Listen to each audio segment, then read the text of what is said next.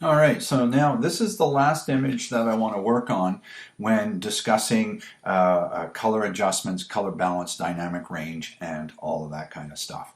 This is a panorama, all right, and I shot it up in Tobermory. That's in Ontario somewhere, if you guys don't know about it.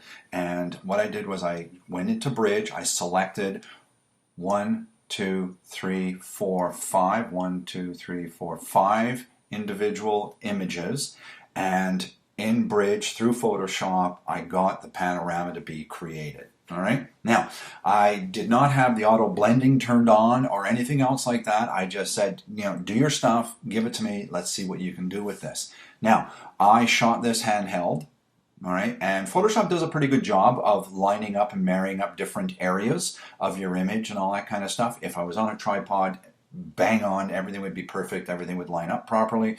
Doing handheld, sometimes it's a hit or miss, all right? But what the heck, and I was on a little bit of a vacation up here, and I saw this scene, so I said, okay, I'm going to shoot this for a class project.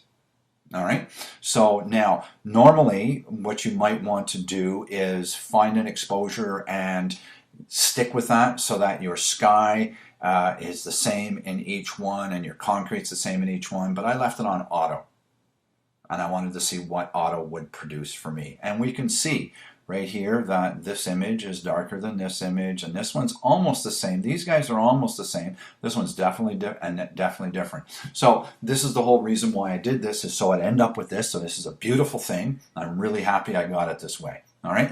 So what I'm going to do is I'm going to bring up the levels dialog box. All right, and I want to keep an eye on my histogram over here. I just wanted to bring up the levels. So this is where I'm going to make my adjustments, but I just wanted to get an idea of what my histograms look like. All right, so for the most part, all of these images here will look like this histogram here as I'm getting closer to this image over here with that old style second floor building, restaurant kind of thing, whatever it is. We're going to get more highlight information because of the content of the image and all that kind of stuff. But for the most part, we're lacking that stuff. Anyways, I just wanted to show you where it is.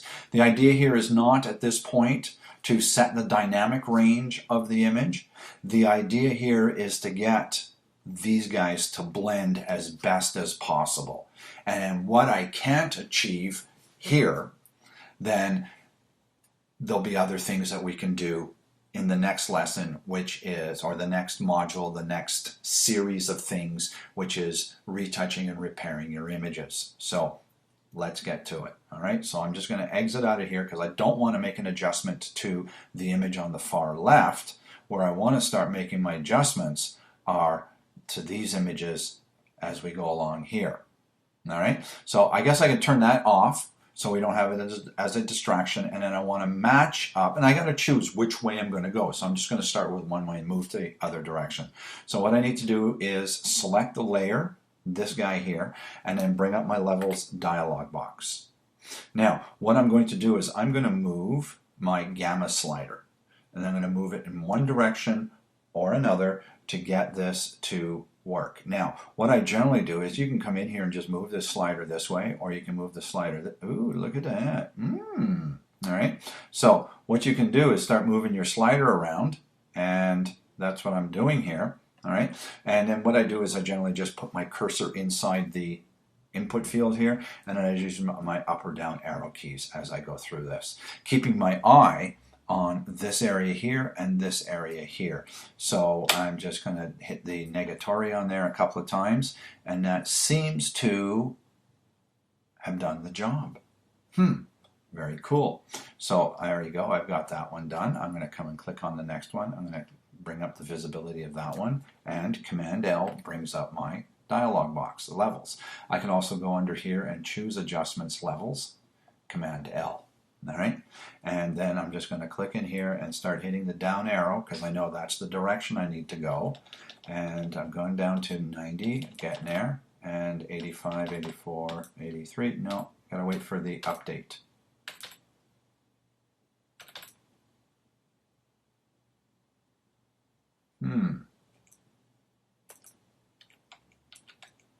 Something along there. So somewhere between 84, 85, 86, something along those lines All right, all depends on, you know, what you're seeing and all that kind of stuff. So if I'm at 84, 85, 86, looks good. Move on to the next one. Come down here and bring up the levels dialog box. Hold on, let's turn on the visibility, then bring up the levels dialog box. Okay, and you see how much more of a histogram there is in this one than there is in the other ones.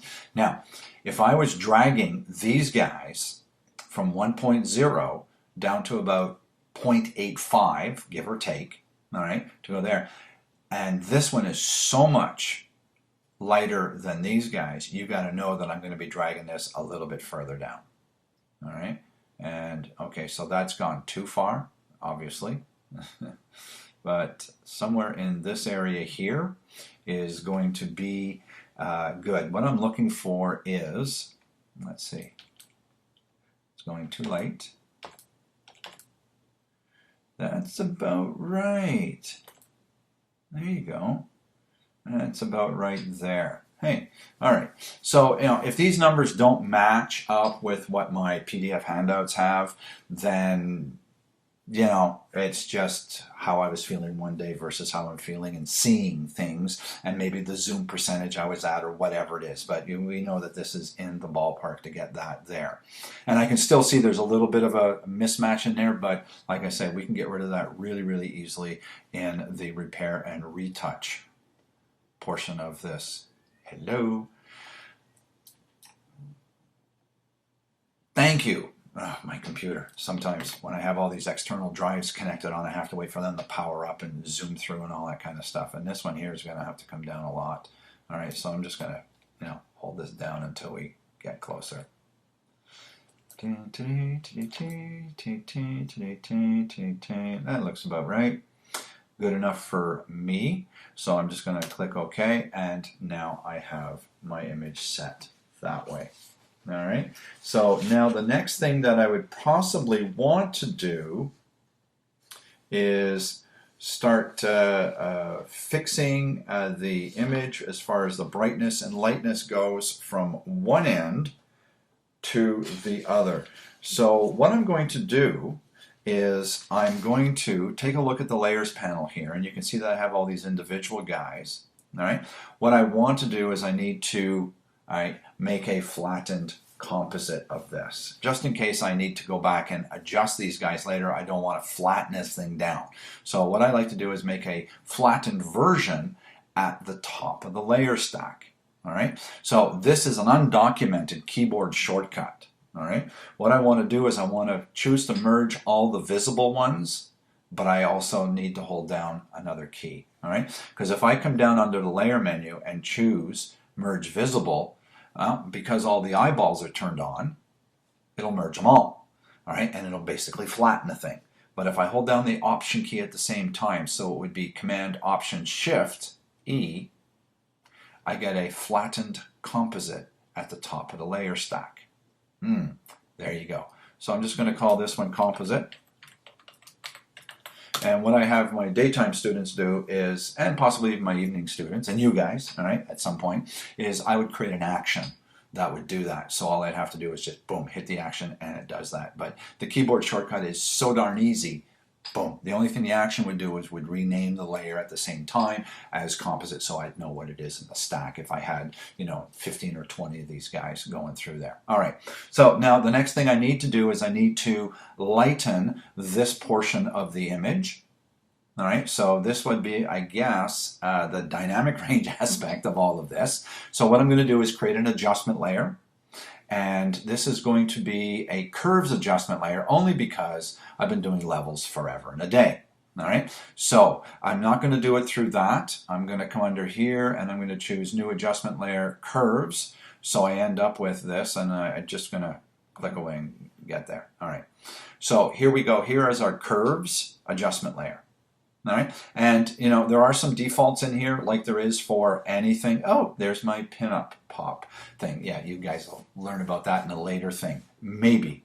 Okay. So it's just an effect that I do for pinup images to give it a certain pop and all that kind of stuff. All right. What I need to do is I need to lighten my image. All right, so I could, and I don't know how you guys go about doing it. Most people just come in the center and click and then just drag it up and drag it around and get something very interesting. But there's this guy over here, and this guy here is called the Target Adjustment Tool, or it has an acronym, TAT, T-A-T, Target Adjustment Tool. And what it allows you to do is to come over in any part of the image, click on that, and start lightening there. So if I came over and started to click as this point, you can see that little circle on the thing is saying, well, that is there, or there, or there. The white truck is way up there in the highlights. All right, so I'm going to say, well, what about the sky over here? And it says, well, that's down there in your the dark ends of your midtones. All right, so if I was to click there and then drag in an upward fashion, all right, I want to brighten the sky to a certain extent. And to what extent? I don't know. I'm going to try that. All right, now I've got that set that way, and the whole image has gone totally too bright, especially over in this area. All right, and you can see there's some dust in here we'll have to fix later, and some dust over here we'll have to fix later.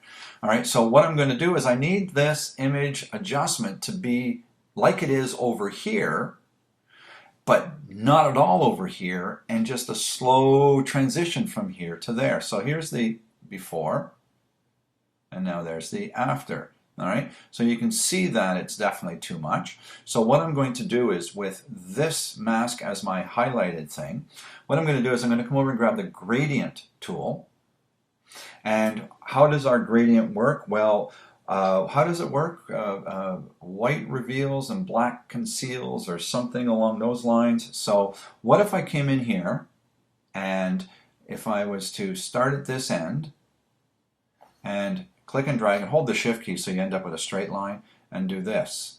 All right, and if you take a look at my layer mask over here, you can see that I've got black to white, and we know that white reveals and black conceals, so I need the opposite. All right, there's two ways I can do that. One is Command I, you've seen that before. Why don't I just undo this and then click reverse, and then when I drag this across here holding the shift key, then I get the adjustment layer the way I want it to be, this way versus that way. All right, so now that I've got that, just remember to turn that guy off, so the next time you have it set, it's going the way you want it to go. All right, so now that I've got that going on, there's something else that I would like to possibly do, and that is I could come in and reduce the density of this mask. All right, I can reduce the density of the mask so that it's not necessarily blocking all of it, but I want to reduce the density evenly throughout the whole layer mask. All right, so I could do that, and if I drag it over to here and let go, you can see how I've reduced the density of the layer mask. Obviously that's too strong, so maybe I'm going to come in at about 80, 85, something along those lines, and that seems to work just fine. Now what I want to do is I want to increase my contrast, and the contrast seems to be quite nice over on this side, but a little bit flat on this side. So what I'm going to do is I'm going to bring up another curves adjustment layer, and this one is going to, first of all, I'm going to rename this one, and this one is going to be LIG, light and sky, yeah, right, light and sky, and this one is going to be contrast. There you go. All right, so what I'm going to do is I'm just going to come in here and see whether or not this medium contrast helps out, or maybe I need to come in and do a stronger contrast. That seems to be too much, so I'm going to go back to the medium contrast. I'm liking that. I might want to boost this up just a little bit, just by moving that up a little bit to modify it from what it was. Okay, so now I have that, and it's made it too contrasty over here and just right over here. So you know the next thing I'm going to do is grab the gradient tool. I'm on the mask, and I'm just going to go from this to this, and that reduces the contrast over there and increases the contrast over here, and there we go.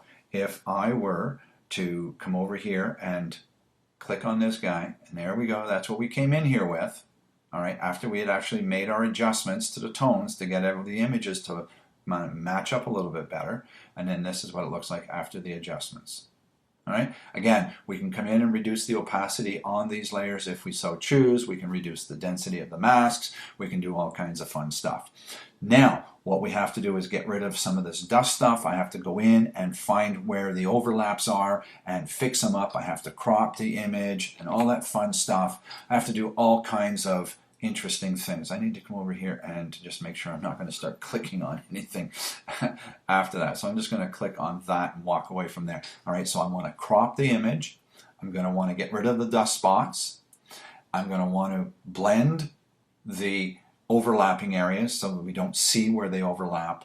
And then I might have to extend some of the sky and all that kind of stuff. We'll do all of that over in the Retouch and Repair Images lecture.